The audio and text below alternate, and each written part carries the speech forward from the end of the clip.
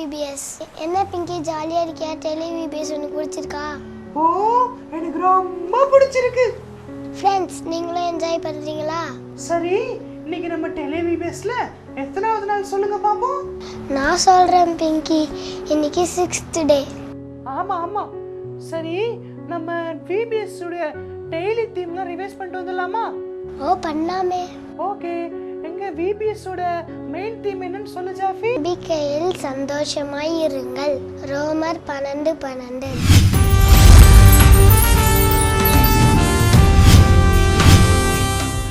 கரெக்டா சொல்லிட்டே ஜாஃபி. நம்ம 5 days தீம் சொல்லலாமா? ஓ, சொல்லலாமே. ஃபர்ஸ்ட் டே தீம் நான் சொல்லட்டுமா ஜாஃபி? படிப்பில் தோல்வி, தேவனில் ஞானம்.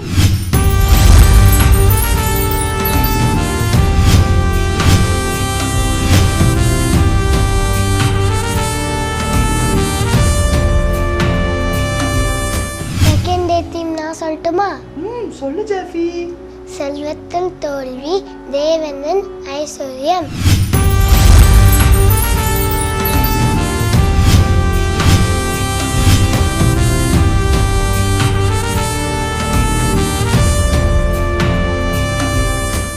தேர்ட் டே தீம் நான் சொல்லட்டுமா ஜாஃபி?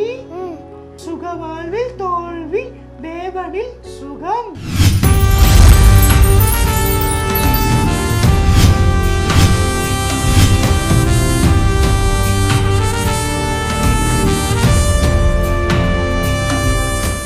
சரி பிங்கி, 4th டே நான் சொல்றேன்.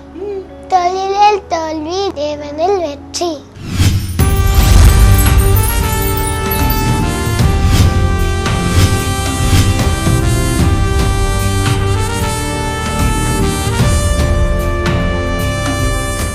எங்க 5th டே டீம் நீ சொல்லு பார்க்கலாம். 5th டே தீமா நானும் என் ஃப்ரெண்ட்ஸும் சேர்ந்து சொல்ல போறோம். என்ன ஃப்ரெண்ட்ஸ், சொல்லாமா? உறவுகளில் தோல்வி, தேவனில் ஐக்கியம்.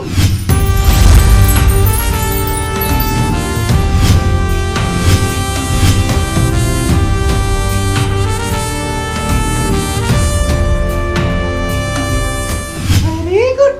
எல்லாரும் என் கூட சேர்ந்து சூப்பரா சொல்லிட்டீங்களே. ஜாஃபி, இன்னைக்கு தீம் பார்க்கறதுக்கு முன்னாடி நேத்து பாட்டு போய் ரிவைஸ் பண்ணிட்டு வந்துடலாமா? ஓ, பார்க்கலாமே. நேற்று என்ன பாட்டு கற்றுக்கிட்டோம், ஞாபகம் இருக்கா பிங்கி? ஓ, நல்ல ஞாபகம் இருக்கே.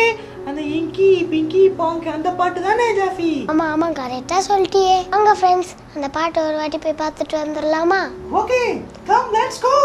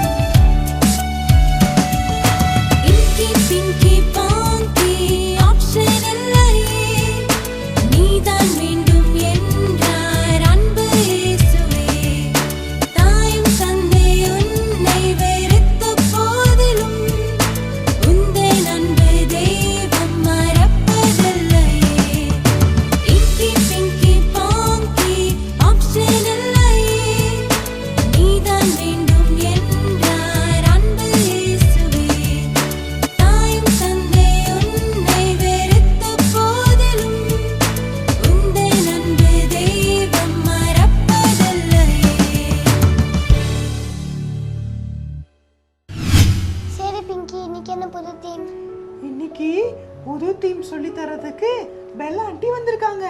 இப்போ நம்ம போய் கேட்போமா? என்ன ஃப்ரெண்ட்ஸ், போய் இன்னைக்கு ஒரு தீம் போய் கேட்டு வருவோமா? வாங்க ஃப்ரெண்ட்ஸ், போய் புது தீம் என்ன பார்த்துட்டு வருவோமா? ஹாய் குட்டீஸ், 6th டேயோட தீம் நாம் இப்போ பார்க்க போகிறோம். சரியா? ஓகே. உங்கள் வீட்டிலலாம் கண்ணாடி இருக்குதா? கண்ணாடி பார்ப்பீங்களா? எதுக்காக பார்ப்பீங்க? சரி, நம்முடைய ஹேர் கரெக்டாக இருக்குதா, அல்லது நம்முடைய ட்ரெஸ்ஸு கரெக்டாக இருக்குதா அப்படின்னு சொல்லி நம்ம என்ன பண்ணுவோம், கண்ணாடி முன்னாடி போய் நின்று பார்ப்போம். சப்போஸ் நம்மளுடைய ஹேர் வந்து கலைஞ்சிருந்துச்சு, இல்லை ட்ரெஸ்ஸு சரியாக போடலன்னா என்ன பண்ணுவீங்க? கண்ணாடி பார்த்து அதை திருத்திப்பீங்க, அப்படி தானே? ஸோ கண்ணாடி என்ன பண்ணுது, நாம் எப்படி இருக்கோம் அப்படிங்கிறத அது அப்படியே நமக்கு என்ன செய்யுது, பிரதிபலித்து காட்டுது. அதை பார்த்து நாம் என்ன செஞ்சுக்கிறோம், ஏதாவது தப்பு இருந்ததுன்னா நம்ம கரெக்ட் பண்ணிக்கிறோம். சரியா? இப்போது நம்முடைய வாழ்க்கையில் நாம் தப்பு பண்ணுறோமா, கரெக்டான காரியங்கள் தான் பண்ணுறோமா அப்படிங்கிறது நமக்கு எப்படி தெரியும்? வேதத்தை வாசிக்கும் போது ஆண்டவர் அதன் மூலமாக நம்மக்கிட்ட பேசுவார். இந்த வேத புஸ்தகத்தில் எது கரெக்டு எது தப்பு அப்படிங்கிறது போட்டிருக்குது. சரியா? அப்போ நம்ம வேதத்தை வாசிக்க நாம் செய்கிற காரியம் சரிதானா இல்லை நம்ம தப்பு பண்ணுறோமா அப்படிங்கிறது நம்ம தெரிஞ்சு அதுபடி நம்ம என்ன செய்துக்கலாம், நம்ம திருத்திக்கலாம். நம்முடைய தேவன் இருக்காரு, அவர் பரிசுத்தர்னா என்னது, தப்பே பண்ணாதவர். அப்போது நாமளும் என்ன செய்யணும், நம்முடைய இயேசுசாமி போல தானே இருக்கணும், நம்மளும் பரிசுத்தமாக இருக்கணும் இல்லையா? அதை தான் நம்முடைய தேவன் விரும்புகிறாரு. ஸோ அதுக்காக நாம் என்ன செய்யணும், டெய்லி பைபிள் வாசித்து நம்ம கரெக்ட் பண்ணிக்கணும். ஆண்டவர்கிட்ட கேட்கணும், ஆண்டவரே நான் என்ன தப்பு பண்ணுறேன் எனக்கு காமிங்க அப்படின்னு கேட்கும்போது அவர் நம்மளை அழகாக வழி நடத்துவார். சரியா? இன்னைக்கு நம்முடைய தீம் என்ன அப்படின்னா, பரிசுத்தத்தில் தோல்வி தேவனில் பரிசுத்தம். இன்னைக்கு தீம் என்ன சொல்லித்தாங்க சொல்லு. இன்னைக்கா பரிசுத்தத்தில் தோல்வி தேவனில் பரிசுத்தம். எங்க ஃப்ரெண்ட்ஸ் நீங்களா சேர்ந்து ஒரு வாட்டி சொல்லுங்க பாப்போம். பரிசுத்தத்தில் தோல்வி தேவனின் பரிசுத்தம். என் கூட சேர்ந்து அழகா சொல்லிட்டீங்களே.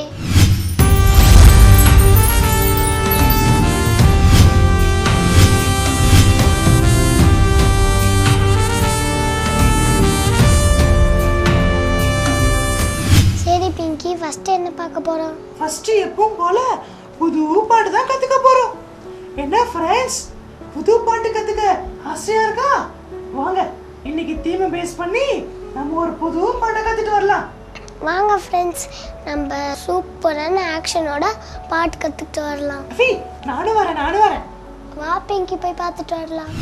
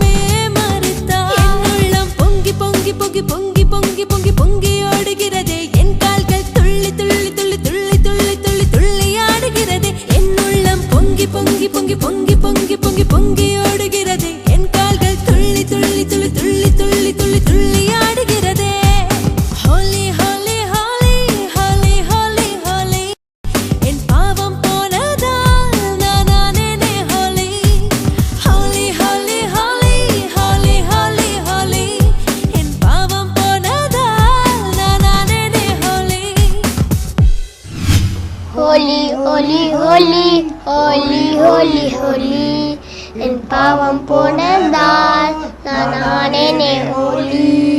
என்ன ஜாஃபி, பாட்டு எப்படி இருந்தது? பாட்டா சூப்பர். அதுவும் வாய்ஸ் சூப்பரா இருந்துச்சு Pinki. Thank you Jaffy. Friends, உங்களுக்கும் பாட்டு பிடிச்சதா? என்ஜாய் பண்ணீங்களா? ஆக்ஷன்லாம் சூப்பரா கத்துக்கிட்டீங்களா? சரி பிங்கி, அத்தை நம்ம என்ன பார்க்க போறோம்? அடுத்ததா சூப்பரான ஸ்டோரி தான் கேட்க போறோம். இப்போ ஸ்டோரி சொல்றதுக்கு நம்ம எல்சி ஆண்டி வந்திருக்காங்க. எல்சி ஆண்டியா சூப்பரா சொல்லுவாங்களே ஸ்டோரி. ஆமா ஆமா. என்ன ஃப்ரெண்ட்ஸ், என்ன ஸ்டோரி கேட்க ரெடி ஆயிட்டீங்களா? போய் ஸ்டோரி கேட்டு வருவோமா? வாங்க ஃப்ரெண்ட்ஸ், நம்ம எல்லாரும் போய் ஸ்டோரி கேட்டுட்டு வரலாம். வா ஜாஃபி, போலாம். சரி வா போலாம்.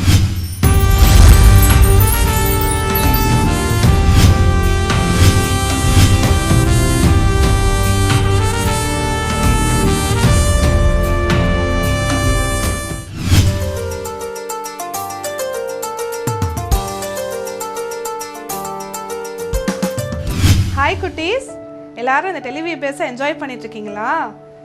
இன்னைக்கு இந்த 6th டேயோட தலைப்பு என்ன? பரிசுத்தத்தில் தோல்வி, தேவனில் பரிசுத்தம். இதை பேஸ் பண்ணி அக்கா உங்களுக்கு ஒரு கதை சொல்றேன். உங்களை மாதிரியே ஒரு சின்ன பையன் இருந்தான். அவன் பேர் வந்து ஜேசன். தினமும் காலையில அவங்க அம்மா அவனை கேட்பாங்க, ஜேசன் இன்னைக்கு பைபிள் படிச்சையா, ஜெபம் பண்ணியா அப்படின்னு கேட்பாங்க. அதே போல ஜேசன் அவங்க அப்பாவும் வந்து, ஜேசன் பைபிள் படிச்சியா, ஜெபம் பண்ணியா அப்படின்னு கேட்பாரு. இந்த மாதிரி டெய்லியும் அவனை கேட்டுட்டே இருக்கிறதுனால ஜேசனுக்கு ஒரே அலுப்பு.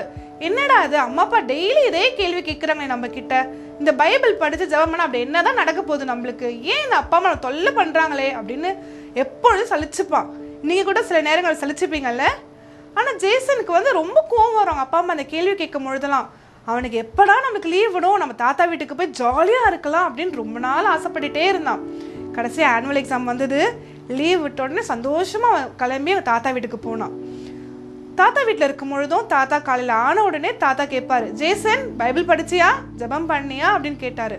உடனே ஜேசனுக்கு ரொம்ப கோவம் வந்தது. என்ன தாத்தா நீங்க அங்க இருந்தாலும் அப்பா அம்மாவும் அதே கேள்விதான் கேட்கிறாங்க, இங்க ஜாலியா இருக்கலாம் நினைச்சு வந்தேன், இங்க நீங்களும் அதே மாதிரி கேள்வி கேட்குறீங்களே, தினமும் ஜெபம் பண்ணியா பைபிள் வாசிச்சான்னு கேட்குறீங்களே, அப்படி டெய்லி ஜெபம் பண்ணி பைபிள் வாசிச்சா என்னதான் நடக்க போகுது, ஒண்ணுமே புரியல தாத்தா, ஏன் இப்படி என்ன கேள்வி கேட்டுட்டே இருக்கீங்க அப்படின்ட்டு ஒரே கோவப்பட்டான். அப்போ அவங்க தாத்தா சொன்னாரு, சரி ஜேசன், இதுக்கு ஒரு விளக்கம் உனக்கு தரேன், ஆனா அதுக்கு முன்னாடி நீ எனக்கு ஒரு காரியம் செய்யணும் அப்படின்னு சொன்னாரு. உடனே அவன் சொன்னா, ஓகே தாத்தா நான் செய்யறேன், நான் என்ன செய்யணும் சொல்லுங்க அப்படின்னா. அப்போ தாத்தா வந்து ஒரு வயர் கூடை எடுத்து அவன் கையில கொடுத்தாரு. அந்த கூடை பார்த்தீங்கன்னா ஒரு கருப்பா இருந்தது. என்ன தாத்தா இது, இந்த கூடை இவ்வளோ கருப்பா இருக்கே அப்படின்னு அவன் கேட்டான். அப்போ தாத்தா சொன்னாரு, இந்த கூடையில தான் நிலக்கரி, சார்கோல் பார்த்துருக்கீங்கல்ல, அந்த நிலக்கரியை வச்சிருந்தாங்க, ஸோ அதனால இந்த கூடை வந்து கருப்பா இருக்கு அப்படின்ட்டு சொன்னாரு. இந்த கூடை நீ தினமும் காலையில எடுத்துட்டு போய் அங்க ஒரு குளம் தெரியுது பாரு, அந்த குளத்துல இருந்து தண்ணி மொண்டு இங்க இருக்க ஒரு பக்கெட்ல நீ ஊத்தணும் அப்படின்ட்டு சொன்னாரு. உடனே ஜேசன் ஒரே சிரிப்பா வந்தது. தாத்தா உங்களுக்கு வயசானதுனால நீங்க முட்டாள் ஆயிட்டீங்க, இது ஒரு வயர் கூடை, இதுல ஒரே ஓட்டைகளா இருக்கு, அதை எப்படி இதை தண்ணி மொள்ள முடியும் தாத்தா அப்படின்னு அவன் கேட்டான். அப்போ தாத்தா சொன்னாரு, அது உன்னோட சாமர்த்தியம், நீ தினமும் வந்து இதை தண்ணி மொண்டு எடுத்துட்டு வந்து இந்த பக்கெட்ல ஊற்றி ஆகணும், அது அந்த பக்கெட் ரொம்ப பொழுது நான் நீ கேட்ட கேள்விக்கு நான் பதில் சொல்றேன் அப்படின்ட்டு சொன்னாராம். உடனே ஜேசன் வந்து சரி இந்த சவாலை ஏத்துக்கிறேன் தாத்தா அப்படின்னு சொல்லிட்டு தினமும் காலையில அந்த கூடையை எடுப்பான், குடுகுடுன்னு ஓடி போவான், அந்த குளத்துல இருந்து தண்ணி மொண்டு வருவான். மொண்டுட்டு வரும்போது வயர் அந்த கூடையில் நிறைய ஓட்டைகள் இருந்ததுனால தண்ணியெல்லாம் வெளியில வரும். ஆனாலும் அவன் எப்படியோ அதை கை வச்சு மறைச்சு கரைச்சி எடுத்துட்டு வந்து அந்த பக்கெட்ல ஊற்றுவான். ஊற்றும் போது கொஞ்சமா தான் தண்ணி ஊற்றும். ஒரே வருத்தமா இருக்கும். இருந்தாலும் பரவாயில்ல, தாத்தா சொன்னார்ல நம்ம செய்யலாம் அப்படின்னு சொல்லிட்டு திரும்பவும் போவான். திரும்பவும் தண்ணி எடுத்துட்டு வருவான். அதே போல அவன் வர வழியெல்லாம் தண்ணி செஞ்சுட்டே வரும். திரும்ப அந்த பக்கெட்ல ஊற்றும் போது கொஞ்சமா தண்ணி ஊற்றும். ஸோ இந்த வேலையை வந்து அவன் ரொம்ப நாளாக செஞ்சு செஞ்சு செஞ்சு கடைசியா ஒரு நாள் அந்த பக்கெட் ரொம்புச்சு. ரொம்பின உடனே அவன் தாத்தா கிட்ட சொன்னான், தாத்தா நீ சொன்ன வேலையை நான் முடிச்சிட்டேன் பாருங்க, பக்கெட் ஃபுல்லா தண்ணி ஆயிடுச்சு, இப்ப சொல்லுங்க நான் ஏன் தினமும் பைபிள் வாசிக்கணும், ஏன் நான் தினமும் ஜெபம் பண்ணணும், எனக்கு இப்ப சொல்லுங்க தாத்தா அப்படின்னு சொன்னான். உடனே என் தாத்தா சொன்னாரு, நான் சொல்றேன் ஜேசன், முதல்ல நான் உங்ககிட்ட கொடுத்த கூடை எங்க, அந்த கூடையை கொண்டு வா அப்படின்ட்டு சொன்னார். உடனே ஜேசன் ஓடி போய் தாத்தா கொடுத்த அந்த கூடையை கொண்டு வந்து காட்டினான். அப்ப தாத்தா கேட்டாரு, இந்த கூடையில என்ன இருந்தது நான் உங்ககிட்ட சொன்னேன் அப்படின்னு கேட்டாரு. அவன் சொன்னா, இதுல நிலக்கரி இருந்தது தாத்தா. அப்போ உங்க தாத்தா சொன்னாரு, நான் உங்ககிட்ட கொடுத்த கூடையை கொண்டு வா ஜேசன் அப்படின்னு சொன்னாரு. உடனே ஜேசன் ஓடி போயிட்டு அந்த கூடையை கொண்டு வந்து கொடுத்தான். அப்ப தாத்தா கேட்டாரு, இந்த கூடையில என்ன இருந்தது உங்ககிட்ட சொன்னேன் அப்படின்னு கேட்டாரு. அப்ப அவன் சொன்னா, இதுல வந்து நிலக்கரி இருந்தது, சார்கோல் இருந்ததுன்னு சொன்னீங்க தாத்தா அப்படின்னா. அப்ப தாத்தா சொன்னாரு, சார்கோல் எப்படி இருக்கும் அப்படின் போது அது கருப்பா இருக்கும், அது தொட்டா என்ன ஆகும், நம்ம கையெல்லாம் கரைப்பட்டுடும். ஸோ அதே போல நம்ம வாழ்க்கையில வந்து பாவம்ன்றது எப்படி இருக்குன்னா, அதை நம்ம ரொம்ப நேரம் அந்த நிலக்கரி நம்ம கையில வைக்கணும்னு அவசியம் கிடையாது. சும்மா தொட்டா போது நம்ம கை வந்து அதோட கருப்பு தன்மை நம்ம கையில பட்டுடும். அதே போல பாவமும் நம்ம கொஞ்சம் பாவம் பண்ணா போதும், அதோட கரை அதோட அழுக்கு நம்ம மேல படிஞ்சிரும். அதனாலதான் வந்து அந்த கூடை எப்படி இருந்தது, அந்த நிலக்கரி இருந்ததுனால ஒரே கருப்பா இருந்தது போல நம்ம செய்யற பாவங்கள் வந்து நம்ம மேலே வந்து ஒட்டிக்குது. அது சின்ன பாவமா இருந்தாலும் சரி, பெரிய பாவமா இருந்தாலும் சரி, அது வந்து ஆட்டோமேட்டிக்கா நம்ம மேல ஒட்டிக்குது. ஸோ அடுத்து அவங்க தாத்தா கேட்டாரு, அந்த கூடை நான் கொடுக்கும் போது உன் கையில எப்படி இருந்தது ஜேசன் அப்படின்னு கேட்டாரு. அந்த கூடை வந்து ரொம்ப கருப்பா, அந்த கருப்பு படலம் ரொம்ப அதிகமா இருந்தது தாத்தா அப்படின்ட்டு அவன் சொன்னான். இப்போ இன்னைக்கு அந்த கூடையை பார்க்கும் போது எப்படி இருக்குது அப்படின்னு கேட்டாரு தாத்தா. அதுக்கு அவன் சொன்னா, புத்தம் புது கூடையா அழகான கூடையா இருக்குது அப்படின்ட்டு ஜேசன் சந்தோஷமா சொன்னான். அப்ப தாத்தா சொன்னாரு, பாத்தியா நீ தினமும் போய் அந்த தண்ணி மொண்டதுனால அந்த கூடை என்ன ஆச்சு, கொஞ்சம் கொஞ்சமா அந்த தண்ணி பட்டு பட்டு ஆட்டோமேட்டிக்கா அதுல இருந்து அந்த கருப்பு அழுக்கெல்லாம் போயிடுச்சு. இன்னைக்கு அந்த கூடை வந்து புத்தம் புது கூடையா இருக்குது. ஸோ இதே போல நம்மளும் தினமும் வந்து வேதத்தை வாசிச்சு நம்ம ஜெபம் பண்ணும் பொழுது நம்ம வாழ்க்கையில இருக்கிற அந்த பாவக்கரைகள் ஆட்டோமேட்டிக்கா வந்து ஆண்டவர் நம்மளுக்காக அதை நீக்கி நம்மளை வந்து ஒரு புது சிருஷ்டிப்பா நம்மளை மாத்துவாரு. நம்மளுக்கு ஒரு புது இருதயத்தை ஆண்டவர் நம்மளுக்கு கொடுப்பாரு. அடுத்து நம்ம தாத்தா சொன்னாரு, நீ அந்த குளத்துல இருந்து வந்தியே, வர வழி ஃபர்ஸ்ட் எப்படி இருந்தது அப்படின்னு கேட்டாரு. அவன் சொன்னான், அது வெறும் ஒரு மண் தரையா இருந்தது தாத்தா அப்படின்ட்டு அவன் சொன்னான். வா ஜேசன் இப்ப போய் அந்த வழியை பார்க்கலாம் அப்படின்ட்டு சொன்னாரு. அங்க போய் பார்த்தா வெறும்னே இருந்த அந்த மண்ணு தரையில அழகா செடிலாம் வளர்ந்து பூலாம் பூத்து இருந்தது. அவங்க தாத்தா அப்பதான் சொன்னாரு, பாத்தியா ஜேசன், நம்ம பாவக்கரைகள் நம்ம வாழ்க்கையில நீங்கும் பொழுது, நம்மளுக்கு ஒரு புது இருதயத்தை ஆண்டவர் கொடுக்கும் பொழுது நம்ம எப்படி இருக்கிறோம், நம்மளுக்கு மட்டும் ஆசீர்வாதமா இல்லாம பலருக்கும் நம்ம ஆசீர்வாதமா நம்ம மாறுறோம். பாத்தீங்களா தம்பி தங்கச்சிங்களா, நம்ம சில நேரங்களை வந்து பாவங்கள் செய்யறோம். நம்ம நினைக்கிறோம்ல, சின்ன பொய் தானே, இதுல என்ன பெரிய பாவம் வரப்போகுது அப்படின்னு நினைக்கிறோம். ஆனா நம்ம செய்யற சின்ன தவறு, சின்ன ஒரு பொய்யா இருந்தாலும் அது நம்ம வாழ்க்கையில வந்து ஒரு பாவக்காரையா மாறிடுது. இந்த பாவக்காரைகளை நம்ம எடுக்கணும்னா, நம்மளும் ஏசப்பாவும் சந்தோஷமா ஒரு நல்ல ஒரு உறவுக்குள்ள நம்ம வாழணும்னா, நம்ம தினமும் பைபிள் வாசிச்சு ஜெபம் பண்ணும் பொழுது நம்மளுக்குள்ள இருக்கிற பாவக்கரைகளை ஆண்டவரை நீக்கி நம்மள பரிசுத்தமா மாத்துவாரு. நம்ம எவ்வளவு பாவங்கள் செய்து நம்ம வந்து பரிசுத்தத்தில் நம்ம தோல்வி அடைஞ்சிருப்போம். நம்மளுக்கு தெரிஞ்சு செய்த பாவங்கள், தெரியாம செய்த பாவங்கள் அதிகமா இருக்கு. அதனால நம்ம வேதம் வாசிக்கும் பொழுது நம்ம பாவங்கள் என்னன்றது ஆண்டவர் நமக்கு உணர்த்துவாரு. அதுக்கு பிரகாரம் நம்ம வந்து மன்னிப்பு கேட்டு ஜெபம் செய்யும் பொழுது தேவனே நம்மளுக்கு வந்து ஒரு பரிசுத்தமான வாழ்க்கை நம்மளுக்கு தருவாரு. இதை பார்த்துட்டு இருக்க குட்டீஸ், இப்ப கூட நம்ம எல்லாரும் சேர்ந்து நம்ம ஜெபம் பண்ணி நம்ம பரிசுத்த வாழ்க்கையை புதுப்பித்துக் கொள்ளலாமா? ஒரு புது சிருஷ்டிப்பா நம்ம மாறதுக்கு நம்ம தேவன் கிட்ட ஹெல்ப் கேட்கலாமா? அன்புள்ள ஏசப்பா, இந்த வேலையிலும் ஆண்டவரே என்னோட சேர்ந்து ஜெபிக்கிற பிள்ளைகளை கரல் ஒப்படைக்கிற தகப்பனே, அப்பா நாங்கள் தெரிந்தும் தெரியாமலும் எவ்வளோ பாவங்கள் செய்யறோம் ராஜா. தயவா எங்க பாவங்களை மன்னிங்க. நாங்கள் ஆண்டவரே ஒருபோதும் அப்பா பாவத்தில் விழுந்து விடாதபடி எங்களை தடுத்து நிறுத்துங்க ராஜா. தினமும் நாங்கள் பைபிள் வாசிக்கவும் ஜெபம் செய்யவும் எங்களுக்கு கற்றுத்தாங்க. எங்களுக்கு உதவி செய்யுங்க தகப்பனே. அப்பா, இந்த உலகத்தில் இருக்க பாவங்களுக்கு நாங்கள் ஆண்டவரே சிக்கிக் கொள்ளாதபடி எங்களை பாதுகாத்து கொள்ளுங்க. நாங்கள் எப்பொழுதும் உங்களுடைய செல்ல பிள்ளைகளை வாழ பரிசுத்தத்தில் நிலைநிற்க எங்களுக்கு கிருபை செய்யுங்க. இயேசுவின் மூலம் ஜெபிக்கிறோம் எங்கள் நல்ல பிதாவே, ஆமென். ஸ்டோரி கேட்டியா? ஓ கேட்டனே, சூப்பரா இருந்துச்சு. ஆமா, எல்சியாக்கா என்ன சொல்லி கொடுத்தாங்க? ஓ அதுவா, டெய்லியும் பைபிள் வாசிக்கணும், ஜெபம் பண்ணணும், ஏசப்பாக்கு பிரியமா இருக்கணும். ஆமா ஜாஃபி, நீ சொன்னது கரெக்ட் தான். அப்படி இருந்தாதான் நம்ம பரிசுத்தமா வாழ முடியும். என்ன ஃப்ரெண்ட்ஸ், உங்களுக்கு ஸ்டோரி ரொம்ப பிடிச்சதா? சரி பிங்கி, ஸ்டோரி கேட்டாச்சு. அடுத்தது என்ன பார்க்க போறோம்? அடுத்ததா மனப்பாட வசனம் தான் கத்துக்க போறோம். சரி பிங்கி, டெய்லியும் ஒரு மெத்தட் சொல்லி கொடுக்குறாங்கல்ல, இன்னைக்கு என்ன மெத்தட்ல சொல்லி கொடுக்க போறாங்க? இன்னைக்கு பப்பட் மெத்தட்ல ஜோமியனா வந்து வசனம் சொல்லி தர போறாங்க. வாங்க ஃப்ரெண்ட்ஸ், நம்ம போய் வசனம் கத்துக்கலாமா?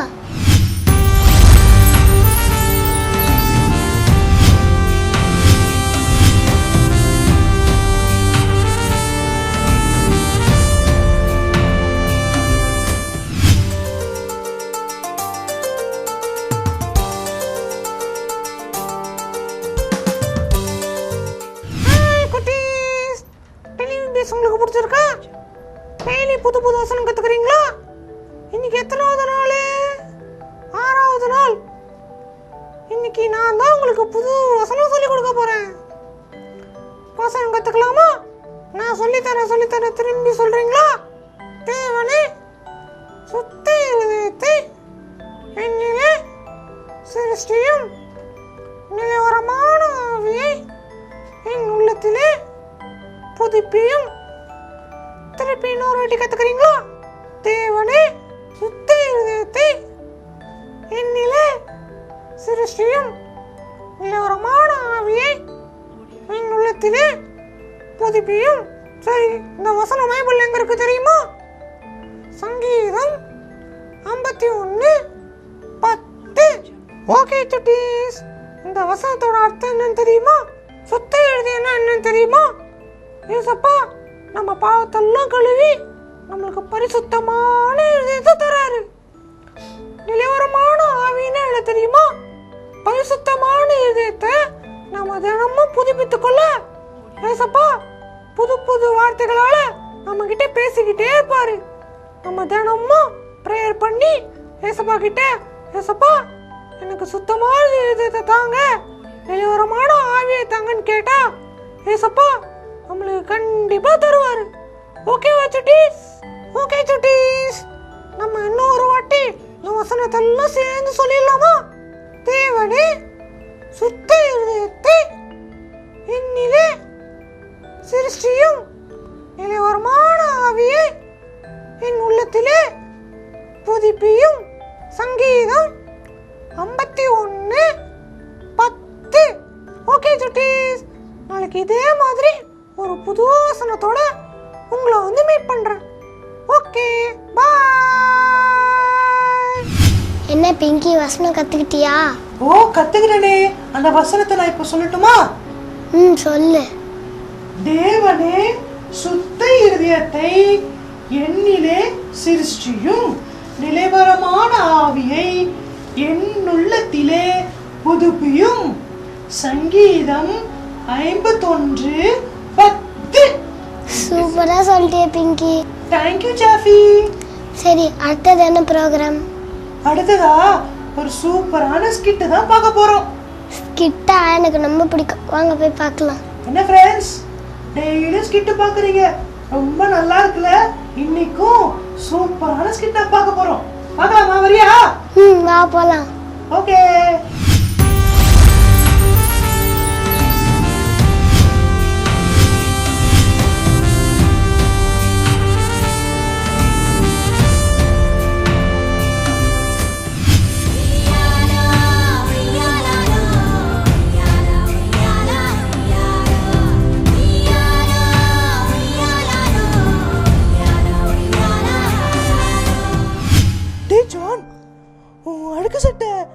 எப்படிடா அழகாயிடுச்சு?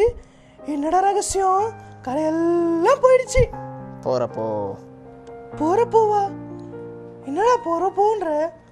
பரவாயில்லையே, என் அழுக்கு சட்டை கரையெல்லாம் போய் புதுசா ஆயிடுச்சு. உன் அழுக்கு சட்டையில இருந்து கரை போயிடுச்சு. சூப்பர். ஆனா உள்ள இன்னும் அழுக்கா இருக்கே, அது எப்படி சுத்தமாக்க போற? அது எப்படி உனக்கு தெரியும்? அதுவா, நான் தான் உன் கூடவே இருக்கிறேனே. அது நான் டெய்லி தான் ப்ரஷ் பண்ணிட்டு சாப்பிட்றேன், அப்புறம் ஹமாம் சோப் போட்டு குளிக்கிறேன், அப்புறம் என்ன? டேய், நான் அதை சொல்லலை, நீ யாருக்கும் தெரியாம சரியே அந்த பாவம் என்கிற அந்த கரை பத்தி தான் நான் சொல்றேன். அது பாவமா? ஐயோ, நான் அதெல்லாம் எதுவுமே பண்ணலையே. நான் அதை சொல்லலை, நீ யாருக்கும் தெரியாம நீ செய்யறியே அந்த பாவம் என்கிற கரையை பத்தி தான் நான் சொல்றேன். அது பாவமா? ஐயோ, நான் அதெல்லாம் எதுவுமே பண்ணலையே. நீ ஸ்கூலுக்கு போகும்போது அந்த போற வழியில சினிமா போஸ்டர் பார்த்து உன் சிந்தனை தப்பா யோசிச்சல, ஃப்ரெண்டுங்களோட சேர்ந்து கெட்ட கெட்ட வார்த்தையெல்லாம் பேசிக்கிட்டு இருந்தல, அப்பா கிட்ட போய் சொல்லிட்டு சினிமாக்கெல்லாம் போய் எங்கெங்கயோ போனல, அப்பா கிட்ட போய் சொல்லிட்டு சினிமாக்கெல்லாம் போய் ஊரெல்லாம் சுத்தினல. நான் செஞ்ச தப்பெல்லாம் மட்டும் சொல்றீங்களே, நான் ஸ்கூலுக்கு போற வழியில எவ்வளவு பிச்சைக்காரங்களுக்கு உதவி செஞ்சிருக்கேன் தெரியுமா? நான் மற்றவங்களுக்கு எவ்வளவு ஹெல்ப் பண்ணிருக்கேன், அதெல்லாம் உங்களுக்கு எதுவுமே தெரியாது. ஆனா நீ பின்னாடி கேலி கிண்டல் செஞ்சு அவங்களை எவ்வளவு கஷ்டப்படுத்தின. ஐயோ, நான் இவ்வளவு தப்பு பண்ணிருக்கேனா? இதை எப்படி சுத்தம் பண்றது? டே ஜான், ஜான். ஐயோ, மறுபடியும் மனசாட்சியா? டே மனசாட்சியா? நான் மாமா வந்திருக்கேன்டா. ஐ மாமா. அம்மா, நான் ஊருக்கு போயிருந்தேன்ல. ஆமா. அங்க உனக்கு ஒரு gift ஒன்று வாங்கிட்டு வந்திருக்கேன். ஐ, gift-ஆ? எங்க? அது உன் ரூம்ல வச்சிருக்கேன். நான் உடனே போய் பார்க்கறேன் என்ன gift-னு. போ போ, அதை போய் பார்த்துட்டு வா. நான் போறேன் மாமா உடனே. மாமா மாமா என்ன ஜான், கிஃப்ட்லாம் பார்த்தியா? கிஃப்ட்னு சொன்னீங்க, அதில் என்னமோ எழுதினது மாமா. மாமா மாமா என்ன ஜான்? நீங்கள் கொடுத்த கிஃப்ட் பார்த்தேன், ஆ, அதில் என்னமோ எழுதினது மாமா. அது என்ன எழுதுன்னு படிச்சியா? அது வந்து இயேசு கிறிஸ்துவின் ரத்தம், அப்புறம் சகல பாவங்களையும் நீக்கி நம்மை சுத்திகரிக்கும் போட்டுனது மாமா. இதுவும் போறப்போவா? ஐயோ மாமா, நீங்க டிவில ஆட்லாம் பாக்குறது இல்லையா? என்ன ஆடுற அதெல்லாம்? அதான் ஒரு குட்டி பையன் போறப்போ போறப்போ சர்ஃபெக்சல் ஆடு மாமா, எல்லா காரியம் போயிடுமே. டேய், அது இல்லடா, இது நம்ம பண்ற தப்பு பாவம்லாம் இயேசு கிறிஸ்துவின் மேல் நம்பிக்கை வைக்கும்போது, பாவ அறிக்கை செய்யும் போது பாவமெல்லாம் நீங்கி நம்ம வாழ்க்கையை சுத்தமாக்கும். ஓ, எல்லாத்தையுமா? அப்ப நம்ம சொன்ன பொய், திருட்டு, கெட்ட வார்த்தை பேசுனது, சண்டை போட்டது, எல்லா தப்பும் நீக்குமா இது? அப்போ இது எல்லா தப்பும் நீக்குமா மாமா? அது எப்படின்னு கொஞ்சம் விளக்கமா சொல்லுங்க மாமா. ஆமா ஜான், எல்லா தப்பையும் நீக்கி சுத்திகரிக்கும். ஓ, எப்படி மாமா அது? அதுவா, இயேசு கிறிஸ்து எனக்காக ரத்தம் சிந்தி பாவ மன்னிப்பு எனக்கு தந்தாருன்னு நம்ம நம்பும் பொழுது, நம்ம செஞ்ச பாவத்தெல்லாம் அறிக்கையிட்டோம்னா ஆண்டவர் அவர் ரத்தத்தினால் நம்ம கழுவி நம்மளை சுத்திகரித்து நம்ம செஞ்ச பாவத்தெல்லாம் அவர் மன்னிச்சிருவாரு. ஓ, அப்படியா மாமா? சரி மாமா, நான் இப்பவே போய் நான் செஞ்ச பாவத்தை எல்லாம் அறிக்கை செஞ்சு அதெல்லாம் விட்டுடுறேன் மாமா. ஐயோ, மாமா வேற சொல்லிட்டாரு, நம்ம போய் எல்லா பாவத்தையும் அறிக்கை செய்யலாம். ஏசப்பா கிட்ட போயிட்டு சொன்னா நம்ம பாவத்தெல்லாம் கழுவிடுவார்ல. அன்புள்ள ஏசப்பா, நான் இது வரைக்கும் செஞ்ச எல்லா பாவத்தையும் சொன்ன போய், திருடினது, கெட்ட வார்த்தை பேசினது, ரோட்டில் நின்று சண்டை போட்டது, நான் செஞ்ச தப்பு எல்லாத்தையும் உங்கள் ரத்தத்தால் என்னை கழுவி ஒரு விஷயம் சுத்திக்கிறீங்க ஏசப்பா. ஏசப்பா, நான் திரும்பி இந்த பாவம்லாம் செய்யாதபடி எனக்கு உதவி செய்யுங்க ஏசப்பா. உமக்காக நான் பரிசுத்தமாக வாழணும் ஏசப்பா. உம்முடைய பிள்ளையா என்னை ஏற்றுக்குங்க ஏசப்பா. ஆமென். ஜான், ஐயோ, மறுபடியும் மனசாட்சியா? இப்போ என்ன சொல்ல போது தெரியலையே. ஜான், உன் பாவமெல்லாம் சுத்தமாயிடுச்சு. உண்மையாவா? உண்மையாவேதான். அப்போ போறப்போ என்ன ஃப்ரெண்ட்ஸ், ஸ்கிட் பார்த்தீங்களா? நீங்கள் கூட உங்கள் பாவத்தை எல்லாம் அறிக்கை செஞ்சு விட்டுட்டீங்கன்னா எல்லா பாவமும் போகிறப்போ தான் ஏசப்பா எல்லா பாவத்தையும் மன்னிச்சிடுவாரு, நீங்களும் சுத்தமாயிடுவீங்க. ஓகேவா ஃப்ரெண்ட்ஸ்? ஓகே ஃப்ரெண்ட்ஸ், பாய். என்ன பிங்கி, ஸ்கிட் பார்த்து என்ஜாய் பண்ணியா? ஓ, பார்த்தனே, போறப்போ. சூப்பர், நல்லா கவனிச்சிருக்க. சரி பிங்கி, டயலாக்ல நல்லா கற்றுக்கிட்ட. போன என்ன புரிஞ்சுக்கிட்ட? நம்முடைய பாவத்தெல்லாம் ஏசப்பாவோட ரத்தத்தினால கழுவி சுத்திகரிக்கணும். அதான் போறப்போ. கரெக்டாக சொல்லிட்டு பிங்கி. என்ன ஃப்ரெண்ட்ஸ், உங்களுக்கும் ஸ்கிட்டு புரிஞ்சிச்சுல? சரி பிங்கி, ஸ்கிட்டு பார்த்தாச்சு, அடுத்தது என்ன? அடுத்ததா ஒவ்வொரு நாளும் ஒவ்வொரு மிஷனுடைய வாழ்க்கையை பத்தி நமக்கு ஸ்டெல்லா ஆண்டி சொல்லிட்டு இருக்காங்க. இன்னைக்கும் ஒரு மிஷனுடைய வாழ்க்கை வரலாறை பற்றி தான் நம்ம பார்க்க போறோம். ஃப்ரெண்ட்ஸ், இன்னைக்கும் மிஷனரி கேட்க போலாமா? ஓ, போலாமே.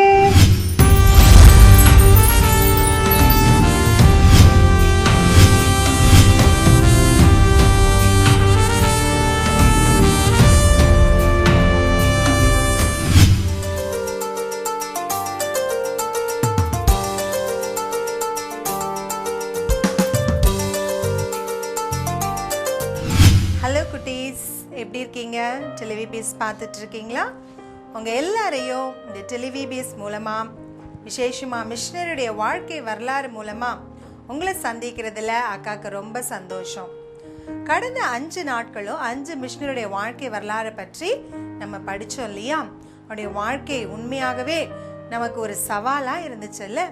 இன்றைக்கும் கூட அக்கா உங்களுக்கு ஒரு புது மிஷனரியுடைய வாழ்க்கை வரலாறை பற்றி தான் நான் சொல்ல போறேன். அவருடைய பேரு வில்லியம் கவுடி. இவரு இங்கிலாந்து தேசத்தின் வட பகுதியில் இருக்கிற ஸ்காட்லாந்து மாநிலத்துல செனர்விக் என்ற இடத்துல 1857 வருஷம் மே 6ஆம் தேதி ஒரு பக்தியுள்ள தம்பதியினருக்கு மகனா பிறக்கிறாரு. இவருடைய அம்மா அவங்களுடைய 3 ஆண் பிள்ளைகளையும் ஒரு பெண் பிள்ளையையும் கிறிஸ்தவ மார்க்கத்துல அவங்க வளர்க்குறாங்க. அவங்களுடைய வீட்டுல இருந்த ஒரே புத்தகம் என்ன தெரியுமா? ஆமா, பரிசுத்த வேதாகமம். அது அவங்க ஒரு பரிசுத்த நூலா அவங்க கருதி அதை மதிச்சு ஒவ்வொரு நாளும் அதை படித்து வந்தாங்களாம். அதோடு கூட கர்த்தருடைய நாளான ஓய்வு நாள அவங்க ஆசரிக்கும்படியா வாரந்தோறும் ஞாயிற்றுக்கிழமைகள்ல தவறாம குடும்பமா ஆலயத்துக்கு போகிறவர்களா காணப்பட்டாங்க. கௌடி அவர் சொல்லும்போது, என்னுடைய தாயாருடைய அருகில இருந்துதான் நான் முதல் ஜபத்தையே கற்றுக்கொண்டேன் அப்படின்னு சொல்றாரு. இப்படிப்பட்ட சூழ்நிலையில தான் வில்லியம் கௌடிக்கு 8 வயதா இருக்கும்போது அவருடைய தாயார் விஷ காய்ச்சல்னால பாதிக்கப்பட்டு இறந்து போயிடுறாங்க. அவரால் அந்த துக்கத்தை தாங்கவே முடியல. இப்ப என்ன செய்யறாங்க அப்படின்னு சொன்னா, இவங்க ஸ்காட்லாந்து தேசத்திலிருந்து இடம்பெயர்ந்து நியூசிலாந்துக்கு வந்துடுறாங்க. இந்த வில்லியம் கௌடி 1874 வருஷம் தன்னுடைய பள்ளி படிப்பை முடித்துவிட்டு ட்ராக் அண்ட் புக் சொசைட்டி என்ற நிறுவனத்துல வேலை செய்து வராரு. அந்த நேரத்துல பாத்தீங்க அப்படின்னு சொன்னா, மூடி மற்றும் சாங்கி பிரசித்தி பெற்ற ஊழியக்காரர்களுடைய தேவ செய்திகளை கேட்டு இவருடைய உள்ளத்துல ஆண்டவர் கிரியை செய்ய ஆரம்பிக்கிறாரு. எப்படியாவது நானும் இவர்களை போல பெரிய ஊழியக்காரர்களா மாறணும், ஆண்டவருக்காக ஊழியம் செய்யணும்ன்ற வாஞ்ச வில்லியம் கௌடியுடைய உள்ளத்துல வருது. பாரு தம்பி தங்கச்சி, என்ன நடக்குது தெரியுமா? ஒரு நாள் அவர் ஒரு மெத்தடிஸ்ட் சர்ச்சுக்கு ஈவினிங் சர்வீஸ்க்கு போகும்போது ஆண்டவருக்கு தன்னை முழுமையுமா அர்ப்பணிக்கிறாராம். 1878 வருஷம் இவரை ஊழியத்துக்காக தேர்வு செய்யும் போது இவர் என்ன சொன்னாரு தெரியுமா? நான் இங்கேயே இருந்து ஊழியம் செய்யணும்னு விரும்பல, கடல் கடந்து வெளிநாட்டுக்கு நான் மிஷினரியா போகணும்னு சொல்லி ஆசைப்படுறேன்னு சொல்லி தன்னுடைய விருப்பத்தை தெரிவிச்சாராம். அதனால என்ன செஞ்சாங்க தெரியுமா? இவரை இந்தியாவுக்கு மிஷினரியா அனுப்புனாங்க. அதுக்கு முன்னாடி இவரை 1882 வருஷம் ஜனவரி 24ஆவது நாள் ஒரு போதகரா அபிஷேகம் பண்ணினாங்க. 1882 வருஷம் மார்ச் மாதம் வில்லியம் கௌடி சென்னைக்கு வராரு. சென்னைக்கு வந்து ஜார்ஜ் டவுன், பரங்கிமலை போன்ற இடங்கள்ல இருந்த வெஸ்லி ஆங்கில சபைகள்ல ஊழியம் செஞ்சாரு. முதல்ல ஊழியம் திருச்சபையில தான் ஆரம்பிச்சது. அதோடு கூட பெரம்பூர், ரேணிகுண்டா, திருப்பதி போன்ற இடங்கள்ல ரயில்வே பணியாளர்கள் மத்தியில அவர் ஊழியம் செஞ்சாராம். இவர் சீக்கிரத்திலேயே தமிழ் நல்லா கத்துக்கிட்டதுனால, இவருடைய தமிழ் உச்சரிப்பு நன்றாக இருந்ததுனால அவரோடு கூட பேசுறவங்க ஈஸியா சுவிசேஷத்தை ஏற்றுக்கொள்ள முடிஞ்சது. பாருங்க, இவர் திருச்சபையில ஊழியம் செய்ததோடு மட்டும் இல்ல, ரயில்வே பணியாளர்கள் மத்தியில ஊழியம் செய்ததோடு மட்டுமல்ல, தொடர்ந்து பாத்தீங்கன்னு சொன்னா திருவள்ளூர்ல இருக்கிற கிராமத்திலையும் போய் ஆண்டுடைய சுவிசேஷத்தை சொல்ல ஆரம்பிச்சாரு. அங்க இருக்கிற ஒடுக்கப்பட்ட மக்களுக்கு, ஏழை மக்களுக்கு ஆண்டவருடைய அன்பை சுவிசேஷமா சொல்லி அவங்க ஆண்டவர் அண்டைக்கு வர்றதற்கு இந்த வில்லியம் கௌடி ஒரு வழியா காணப்பட்டாராம். 1885 வருஷம் எலிசபெத் என்ற ஒரு பெண்ணை திருமணம் செய்து கொள்றாரு. அடுத்த வருஷமே இவங்களுக்கு அழகான ஒரு பெண் குழந்தை பிறக்குது. ஆனா அந்த குழந்தை பாருங்க, பிறந்த உடனே இறந்துருது. அந்த துக்கத்தை அவங்களால தாங்கவே முடியல. ஆனா ஆண்டவர் கிருபையா மறுபடியுமா அவங்களுக்கு ஒரு ஆண் பிள்ளையை கொடுத்து ஆசீர்வதிச்சாராம். இப்போ குடும்பமா அவங்க ஆண்டுடைய ஊழியத்தை செய்ய ஆரம்பிக்கிறாங்க. சென்னையினுடைய மேற்கு பகுதியிலிருந்து 45 கிலோமீட்டர் தொலைவில் உள்ள திருவள்ளூர் மற்றும் அது பக்கத்தில் உள்ள ஈக்காட்டு பகுதியில மிஷனரி ஊழியத்தை வில்லியம் கௌடி தொடங்கினாரு. அங்க தமிழ் மொழியில தன்னுடைய ஊழியத்தை செய்ய ஆரம்பிச்சாரு. அந்த ஈக்காடு பகுதியில இருக்கிற மக்களுக்கு, விசேஷமா தாழ்த்தப்பட்ட மக்களுக்கு சுவிசேஷம் சொல்றத பார்த்து அங்க இருக்கிற உயர்ஜாதி மக்கள் என்ன செஞ்சாங்களாம், இவர் மேல் கற்களை எறிவாங்களாம், நாற்றம் எடுத்து சேரை எடுத்து அவர் மேல வீசுவாங்களாம். அப்படி அவரை பல வகையில துன்பப்படுத்தினாங்க. ஆனா தம்பி தங்கச்சி, அவர் என்ன செஞ்சாரு தெரியுமா? யாரையும் அவரை திட்டல, யாரையும் திருப்பி அவர் கல்லை தூக்கி எரியல. தான் மேல கல்லை எரிஞ்சவங்களை பார்த்து அவர் என்ன சொன்னாரு தெரியுமா? நீங்க என் மேல கல் மழைய அனுப்புறீங்க, ஆனா ஏசப்பா உங்க மேல அரிசி மழையை அனுப்புவாங்கன்னு சொல்லி அவங்கள ஆசீர்வதிச்சாராம். இன்னொன்னு கூட சொன்னாராம், நீங்க என் மேல எரிஞ்ச கற்கள் எல்லாம் சேர்த்து வச்சா ஒரு பெரிய மலையே கட்டிடலாம் அப்படின்னு சொல்லி சொன்னாராம். பாருங்க, அவருக்கு வந்த எல்லா உபத்திரவங்களையும் அவர் சகிச்சு அவரை துன்பப்படுத்துறவங்களையும் அவர் ஆசீர்வதிக்கிற ஒரு மனுஷனா காணப்பட்டாரு. இதை பார்த்து கொண்டிருக்கிற எனக்கு அன்பான தம்பி தங்கச்சி, இன்னைக்கு யாராவது உன்னை மெதுவா அடிச்சுட்டா கூட அவங்கள திருப்பி 4 அடி அடிச்சாதான் உனக்கு சமாதானமா இருக்குல்ல. ஆனா நம்ம அப்படி இருக்க கூடாது. எல்லா சூழ்நிலையிலும் நம்ம பொறுமையா இருக்கணும். பாருங்க, கிறிஸ்துவுக்காக இவர் எவ்வளோ பாடுகளை பட்ட போதிலும் அவர் பொறுமையா இருந்தாராம். தொடர்ந்து நீங்க பாத்தீங்கன்னு சொன்னா தலித் இன மக்கள் மத்தியில கூட இவர் ஊழியம் செய்ய ஆரம்பிச்சாரு. அந்த நாட்கள்ல நில சொந்தக்காரர்கள் என்ன செய்வாங்களாம், இந்த தாழ்த்தப்பட்ட மக்களுக்கு அவர்களுக்கு வந்து தேவையான உணவுப் பொருட்கள் எல்லாம் கொடுத்து அவங்களுடைய நிலத்தை எழுதி வாங்கிடுவாங்க. வாழ்நாள் முழுவதும் அவங்க அடிமைகளாக இருந்து அவங்களுக்கு வேலை செய்யணும். அப்படிப்பட்ட நில மிராசுதாரர்கள் கையிலிருந்து ஒடுக்கப்பட்ட மக்களுடைய நிலத்தை வாங்கி கொடுக்க அரசாங்கத்துக்கிட்ட என்னெல்லாம் முயற்சி எடுக்கணுமோ முயற்சி எடுத்து 16 கிறிஸ்தவ தலித்துகளுக்கு நிலங்களை திரும்பி வாங்கி கொடுத்தாராம். அது மட்டும் கிடையாது தம்பி தங்கச்சி, அவர் என்ன செஞ்சாரு தெரியுமா? அந்த காலகட்டத்தில எல்லாம் என்ன செய்வாங்க அப்படின்னு சொன்னா, தாழ்த்தப்பட்ட மக்கள் வந்து பொது கிணறுகள்லயோ குளங்கள்லயோ வந்து தண்ணி எடுக்க கூடாதுன்னு சொல்லி கிராமத்துல கட்டுப்பாடு விதிச்சிருப்பாங்களாம். அப்ப இவங்கெல்லாம் தண்ணிக்கு என்ன செய்வாங்க? ரொம்ப கஷ்டம்தான் இல்ல. அப்போ என்ன செஞ்சாரு தெரியுமா இந்த வில்லியம் கவுடி? அவரே என்ன பண்ணாரு, அந்த கிராமத்துல நிறைய கிணறுகளை தோண்டி ஏழை எளிய மக்கள் எந்த ஜாதி மத வேறுபாடு என்று எல்லாரும் வந்து அந்த கிணறுகள்ல தண்ணி எடுக்கும்படியா வசதிகளை ஏற்படுத்தி கொடுத்தாராம். தொடர்ந்து நீங்க பாத்தீங்க அப்படின்னு சொன்னா, அந்த ஈக்காட்டுல இருந்து 4 கிலோமீட்டர் தொலைவில் உள்ள ஒரு ஊரை தெரிவு செஞ்சு அந்த இடத்தை நாசரேத் என்ற மாதிரி கிராமமா அதை உருவாக்கணும் அப்படின்னு சொல்லி கடனுக்காக கொஞ்சம் நிலங்களை வாங்கி அங்க 6 குடும்பங்களை குடியேற்றி அவங்களுக்கு தேவையான வசதிகளை செஞ்சு கொடுக்க ஆரம்பிச்சாரு. அங்க கிணறுகளை வெட்டினாங்க, வீடுகளை கட்டி கொடுத்தாங்க. அங்க மக்கள் எல்லாம் குடியேற ஆரம்பிச்ச உடனே அந்த இடத்துல ஒரு திருச்சபையும் அவர் கட்டி கொடுத்தாராம். அவருடைய ஊழிய பாதையை பாத்தீங்கன்னு சொன்னா அது ரொம்ப சுலபம் கிடையாது. மிகவும் கடினமான ஒரு ஊழிய பாதையா தான் இருந்துச்சு. இப்பெல்லாம் நமக்கு டிராவல் பண்றதுக்கு நிறைய வெஹிக்கிள்ஸ் இருக்கு இல்லையா?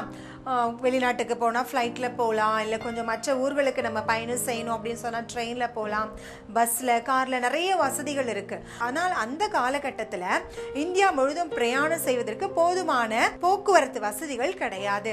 அந்த சூழ்நிலையில தான் இவர் என்ன செய்வாரா, அநேக நேரங்களில் கடுமையான வெயில கூட கால்நடையாகவே நடந்து செல்வாராம்.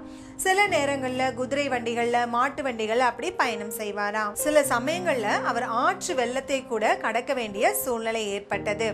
நிறைய நேரங்கள்ல கிராமங்கள்ல மக்கள் கிட்ட இருந்து அந்த சுடு கஞ்சிய அவருடைய கைகள்லயும் தொப்பிகளும் வாங்கி குடிச்சு இப்படிதான் அவருடைய ஊழியத்தின் பாதை சென்று கொண்டிருந்தது. இப்படிப்பட்ட நேரத்துலதான் பல நூற்றாண்டுகளாக அவங்க வந்து நில சொந்தக்காரர்களுக்கு விவசாயிகள் அடிமைகளா இருந்ததுனால அவர்களுடைய பிள்ளைகளும் கூட ஆடு மாடு மேய்க்கிறது, அதுக்கப்புறம் அவங்க வளர்ந்ததுக்கு அப்புறம் அந்த நிலத்துல வந்து அவங்க அடிமைகளை வேலை செய்யறது இப்படியே தொடர்ந்து வந்துட்டு இருந்ததுனால அவங்களுக்கு வந்து கல்வி ஞானம் கிடையாது. அவங்கள வந்து பள்ளிகளுக்கு அனுப்பி படிக்க வைக்க மாட்டாங்க. அதனால வில்லியம் கவுடி என்ன செஞ்சாரு அப்படின்னா, அப்படிப்பட்ட விவசாய பிள்ளைகளுக்காக ஒரு பள்ளியை தொடங்கினாராம். அந்த பிள்ளைகள் வந்து நன்றாக படித்து வருங்காலங்களில் அவங்க யாருக்கு அடிமையா இருக்கக்கூடாது, நல்ல நிலைமைக்கு வரணும்னு சொல்லிட்டு அந்த சிறு பிள்ளைகளுக்காக, ஏழை பிள்ளைகளுக்காக அவர் ஸ்கூல்ஸ் தொடங்கினாரு. அதோடு கூட அந்த பிள்ளைகள் வந்து தங்கி படிப்பதற்காக ஹாஸ்டலையும் கட்டி கொடுத்தாராம். பாருங்க, இந்த நேரத்துல தான் பருவமழை கிடையாது, போதுமான உணவு கிடையாது, வறுமை, அடிப்படை தேவைகள் கூட இல்லாம, சரியான சாப்பாடு இல்லாம, பட்டினினால பஞ்சத்தினால மக்கள் கொஞ்சம் கொஞ்சமா மரித்து கொண்டே இருந்தாங்களாம். திடீர்னு அந்த நேரத்துல கொடிய நோயான காலரா நோயும் தொற்றி கொண்டது. இந்த காலரா நோயினால அநேகர் பாதிக்கப்படுறாங்க. அப்படி பாதிக்கப்பட்ட பிள்ளைகளுக்கு வில்லியம் கவுடி அவர்களை பராமரித்து மருத்துவ உதவியும் செஞ்சு வந்தாராம். காலரா நோயினாலையும் மக்கள் கொஞ்சம் கொஞ்சமா மறிக்க ஆரம்பிச்சாங்க. பாருங்க, இறந்து போனவங்களை போய் நம்ம தொட்டு அவங்களை எடுத்து அடக்கம் பண்ணா எங்க அந்த தொத்து வியாதி நமக்கும் தொத்திக்கும் அப்படின்னு சொல்லிட்டு மக்கள் என்ன செஞ்சாங்க, இறந்தவங்களை அடக்கம் கூட பண்ணாம அப்படியே போட்டுட்டு போயிடுவாங்களாம். ஆனா இந்த வில்லியம் கவுடி என்ன செஞ்சாரு தெரியுமா? அப்படி மரித்த சடலங்கள் எல்லாம் இவரே முன் வந்து எடுத்து அடக்கம் செஞ்சாரு. வறுமையில வாடிய 100 பிள்ளைகளுக்கு தன்னால் ஆன எல்லா உதவிகளையும் செஞ்சு வந்தாராம். ஆனா இன்னும் 400 பிள்ளைகள் இருந்தாங்களாம், அவங்களுக்கு இவரால உதவி செய்ய முடியல. அப்ப இவர் மனசு ரொம்ப கஷ்டமாயிடுச்சு. நான் ரொம்ப வெட்கப்படுறேன், அந்த 400 பிள்ளைகளுக்கு என்னால உதவி செய்ய முடியாததை நினைச்சு நான் ரொம்ப மனசு வெட்கப்படுறேன், நான் ரொம்ப மனசு கஷ்டப்படுறேன் அப்படின்னு சொல்லிட்டு அதோட அவர் விட்டுடல.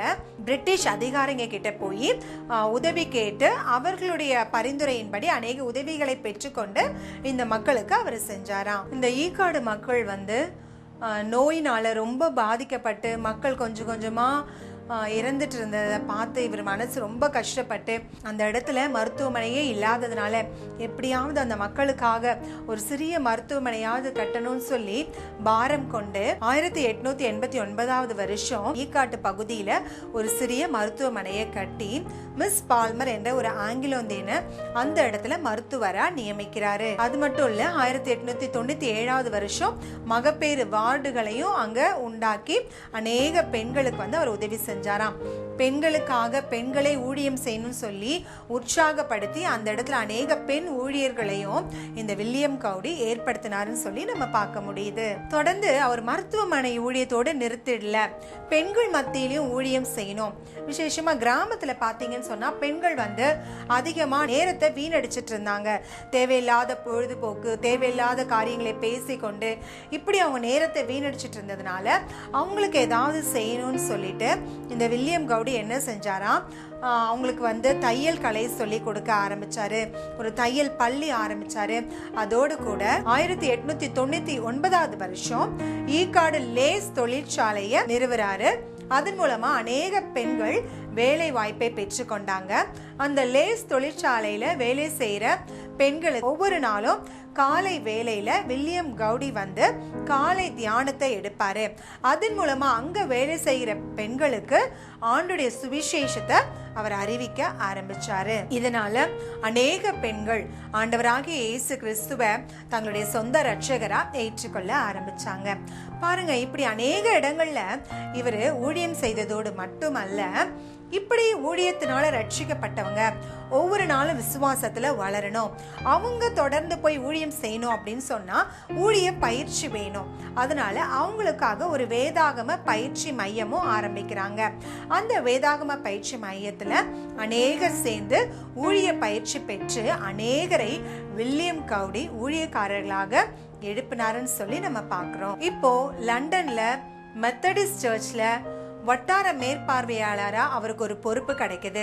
இதனால இந்தியாவை விட்டு அவர் மறுபடியும் தன்னுடைய சொந்த தேசத்துக்கு போக வேண்டிய ஒரு சூழ்நிலை. அதனால 1906 வருஷம் ஜனவரி 23 அவர் சென்னையிலேருந்து இங்கிலாந்துக்கு மிகுந்த பாரத்தோடு கூட போறாரு. அங்க போய் அவருடைய எல்லா பணிகளையும் அவரு செய்ய ஆரம்பிக்கிறாரு. பாருங்க, 15 வருஷத்துக்கு அப்புறமா மறுபடியும் அவர் இந்தியாவுக்கு வந்து தான் ஊழியம் செய்து வந்த எல்லா இடங்களையும் பார்வையிடும்படியா 4 வாரங்கள் அவர் இங்கேயே தங்கி எல்லா இடத்துக்கும் போய் அவர் பார்வையிட்ட போது எங்கெல்லாம் அவர் ஊழியம் செஞ்சாரோ அந்த இடத்துல எல்லாம் ஊழியங்கள் பெருகி இருக்கிறத பார்த்த உடனே அவருக்கு மனசுக்கு ரொம்ப சந்தோஷமாயிடுச்சான். கடைசி நாட்கள்ல முதல் உலக போர் தொடங்கும் போது கவுடியினுடைய 3 ஆண் மக்களும் இங்கிலாந்துடைய படையில போர் வீரர்களா இருந்தாங்களாம். அவர்கள்ல வில் மற்றும் அலெக்ஸ் என்பவர் 1915 மற்றும் 1916 வருஷம் யுத்தத்துல அவங்க மரித்து போறாங்க.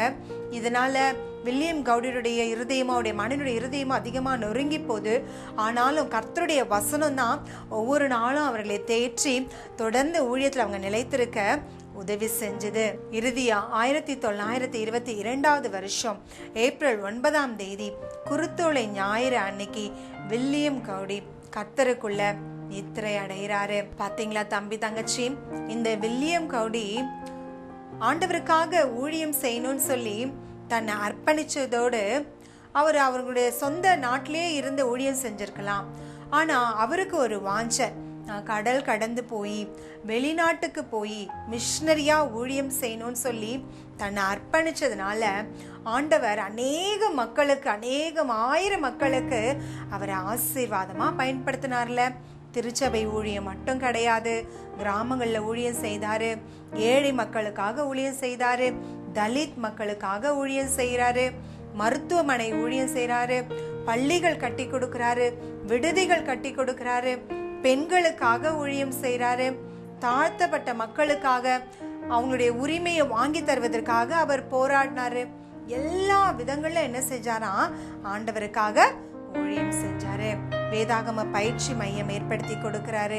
தன்னுடைய பிள்ளைகளை யுத்தத்துக்காக என்ன செஞ்சாரா, அனுப்பி அவரு மறிக்கவும் ஒப்பு கொடுத்தாருன்னு சொல்லி பாக்குறோம். இதை பார்த்துட்டு இருக்க தம்பி தங்கச்சி, இன்னைக்கு நீங்க ஏசப்பா கரத்துல உங்களை நீங்க அப்படி அர்ப்பணிக்கும் போது ஏசப்பா உங்களை கூட அநேக இடங்களுக்கு கொண்டு சென்று அநேக மக்களுக்கு ஆசீர்வாதமா பயன்படுத்துவாங்க.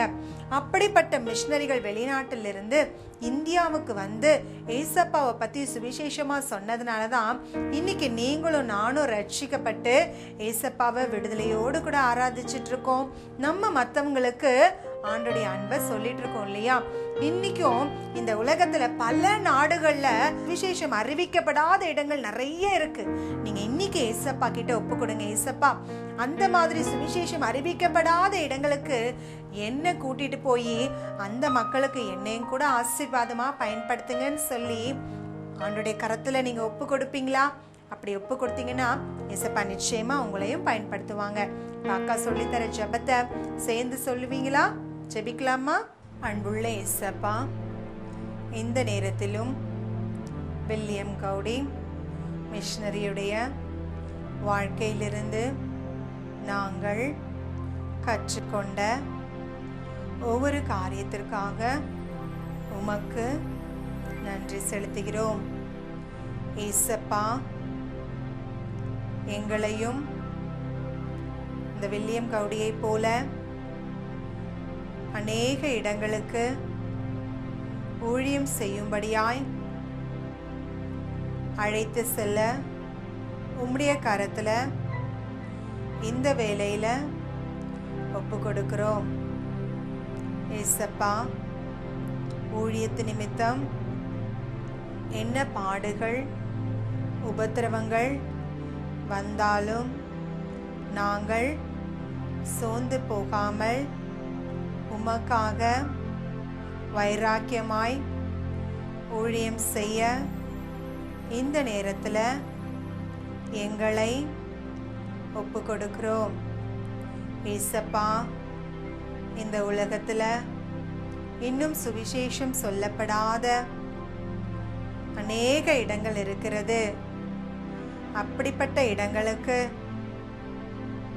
அப்படிப்பட்ட மக்கள் மத்தியில் உம்முடைய ஊழியத்தை செய்ய என்னையும் கொண்டு சென்று பயன்படுத்துங்க. அநேகமாயிரம் மக்களுக்கு ஆசீர்வாதமாய் நானும் பயன்பட என்னை இந்த வேளையில் உம்முடைய கரத்தில் அர்ப்பணிக்கிறேன். இயேசுவின் மூலம் ஜெபிக்கிறேன் நல்ல பிதாவே, ஆமென். என்ன குட்டீஸ், அக்கா சொல்லி தந்த ஜெபத்தை நீங்க கூட சேர்ந்து சொல்லி ஆண்டுடைய கரத்துல உங்களை அர்ப்பணிச்சிருப்பீங்கன்னு சொல்லி அக்கா நம்புறேன். நிச்சயமா ஏசப்பா சுவிசேஷம் சொல்லப்படாத இடங்களுக்கு உங்களையும் கொண்டு சென்று பயன்படுத்துவார் என்பதுல எந்த விதமான சந்தேகம் இல்லை. இந்த நாள்ல நீங்க ஆண்டவருக்காக உங்களை அர்ப்பணிச்சிருக்கீங்க. அந்த அர்ப்பணிப்புல உறுதியா நில்லுங்க. ஏசப்பா உங்களை பயன்படுத்துவாங்க.